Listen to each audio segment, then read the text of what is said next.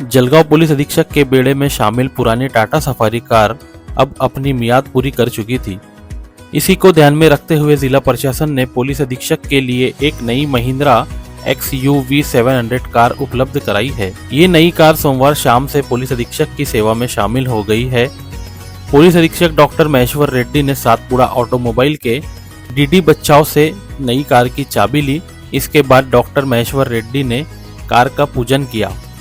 नई कार के बेड़े में शामिल होने के बाद पुलिस अधीक्षक डॉक्टर महेश्वर रेड्डी के साथ अपर पुलिस अधीक्षक अशोक नकाते और पुलिस उप अधीक्षक संदीप गावित ने पुलिस अधीक्षक कार्यालय परिसर में नई कार में एक राइड भी ली। इस अवसर पर पुलिस अधीक्षक कार्यालय के वरिष्ठ पुलिस अधिकारी और कर्मचारी भी उपस्थित थे। जकी अहमद, खानदेश टाइम न्यूज़, जलगांव।